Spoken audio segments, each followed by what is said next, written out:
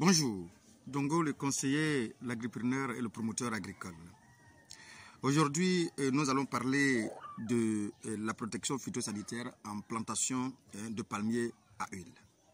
C'est une petite formation que nous allons essayer de vous donner qui vous permettra d'avoir une belle connaissance, une très bonne connaissance des principaux ravageurs et des maladies d'importance économique dans une plantation de palmiers à huile, et les dégâts causés par ces ravageurs effectivement, ainsi que les symptômes externes de principales maladies du palmier à huile.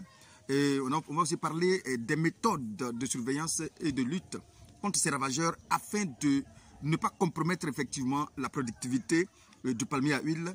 Nous allons aussi parler des produits phytosanitaires, et je vais dire tout simplement à usage très raisonné, bien sûr, j'insiste, à usage très raisonné qui permettra de limiter les risques environnementaux et sanitaires. Soulignons que le palmier à huile, comme toutes les autres cultures, sont souvent attaqués par plusieurs ravageurs et maladies.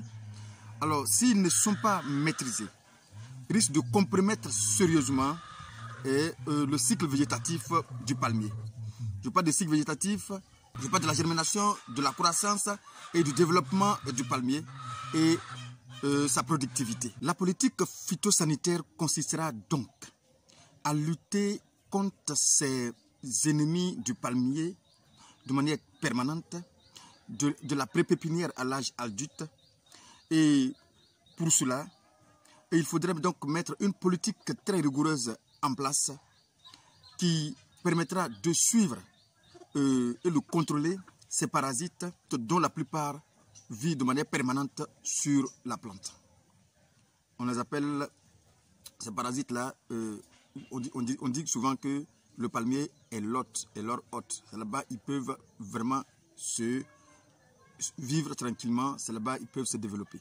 Alors, cette lutte doit être permanente. Parce que en termes de phytosanitaire, la lutte ne s'arrête jamais. Tant qu'il existera un seul pied de palmier, la lutte doit être de manière permanente. Parce que l'objectif, c'est de diminuer considérablement la population de ces parasites jusqu'à atteindre ce qu'on appelle le seuil de nuisibilité ou le seuil critique. Alors, il faut souligner que dans le monde, il n'y a pas de culture qui existe sans parasites. Alors, le fait de dire qu'on peut carrément les éliminer, c'est une illusion. L'objectif, c'est de diminuer de manière considérable les dégâts causés par ces parasites pour ne pas qu'ils compromettent les végétaux et les produits des végétaux.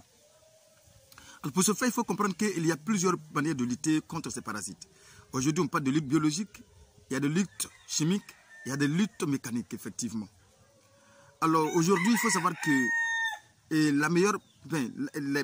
la lutte qui existe depuis longtemps, c'est les luttes chimiques, c'est-à-dire les produits phytosanitaires, et surtout les intrants qui consistent à augmenter la production de manière considérable. Les produits chimiques sont de plus en plus remplacés par des produits biologiques qui sont aussi efficaces. Donc, à chacun de choisir sa manière de lutter contre ces parasites-là. Alors, il faut souligner que ces parasites qui souvent attaquent les palmiers peuvent être des insectes, peuvent être des mammifères, c'est-à-dire par exemple les rongeurs et les éléphants par exemple, peuvent être des micro-organismes pathogènes, peuvent être aussi même des adventices, c'est-à-dire les mauvaises herbes effectivement. Je parle de micro-organismes pathogènes, c'est-à-dire les agents responsables des agents causals des maladies. Je peux parler des virus, des bactéries et aussi des champignons. Alors, pour ce faire, il y a une chose qu'il faut vraiment savoir. Pour mieux réussir une lutte phytosanitaire, il faudra mettre une stratégie de lutte phytosanitaire en place dans le palmier. Alors, c'est un système d'avertissement le plus souvent qu'on met en place, c'est-à-dire qui permet de suivre toutes les années des cultures dans une plantation de palmiers à huile. On appelle ça un système d'avertissement. Alors, comment cela fonctionne-t-il?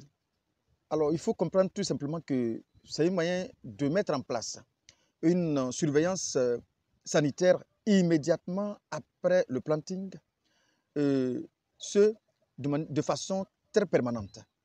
Alors, cette surveillance est basée sur des sondages qu'on appelle les contrôles périodiques, dont le but est de déceler, surtout bien déceler à temps une quelconque attaque ou d'un ravageur ou quelconque maladie, et éventuellement, bien évidemment, intervenir, afin d'intervenir à temps aussi effectivement et de manière efficace et à moindre coût. Parce que plus on décèle très vite les problèmes dans la plantation, plus on parvient très rapidement à pouvoir trouver des solutions et les coûts vont être bien évidemment à moindre coût et faciles à supporter en fait. Alors il faut savoir que la défense des cultures est une nécessité absolue en agriculture. Ici même, je parle d'agriculture simplement. Alors, cela va nous permettre de croître la production des cultures. Cela va nous permettre d'améliorer la qualité des productions des denrées alimentaires. Cela va nous permettre de faciliter les exportations. Parce que plus la culture est saine, plus elle est plus facile de manipuler et de faciliter les exportations.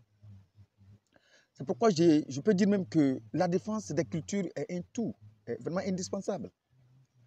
Alors, il existe dans le fonctionnement de ce système d'avertissement, comme je l'ai dit, exceptionnellement des cas de systématisation des interventions, notamment en culture immature, par exemple dans le palmier, contre certains ravageurs. Alors, toute cette stratégie a nécessité une mise en place des équipes phytosanitaires centralisées, basées en permanence sur toutes les unités de production. Ça veut dire que sur toute la plantation, en fonction de la taille de votre plantation. Mais ici, je parle des plantations, des grandes plantations en réalité. Pour les industries, je parle ici un peu des industries, quand il n'y a pas d'unité de production, je parle des industries. Mais pour n'importe quelle personne qui veut faire la culture, en principe, devrait mettre un système qui lui permet de surveiller de manière permanente, que ce soit dans n'importe quelle culture, de manière permanente sa culture, et pour veiller à son niveau de santé, qui va faciliter ou favoriser ce que j'appelle la productivité et la belle croissance de sa plante. Alors, je signale que pour un bon fonctionnement d'une lutte phytosanitaire, il y a toujours un schéma qu'il faut mettre en place. Il y a une équipe qu'il faut mettre en place en fonction de la taille de votre exploitation. Il y a une équipe qu'il faut mettre en place.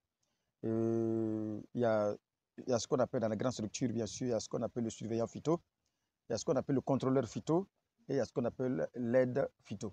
Ça, c'est une équipe qui est bien spécialisée qui s'occupe de ce qu'on appelle phytosanitaire. Alors, la prochaine fois, on va attaquer les ravageurs, les différents ravageurs dans une plantation de palmiers à huile. Et je pense que je vais faire autant de vidéos sur cette partie-là, phytosanitaire, parce que c'est très important. La plupart de ceux qui échouent, c'est à partir de là qu'ils échouent. C'est le côté phyto non maîtrisé qu'il faut qu'ils échouent beaucoup dans leur réalisation. Merci et à bientôt pour une autre vidéo.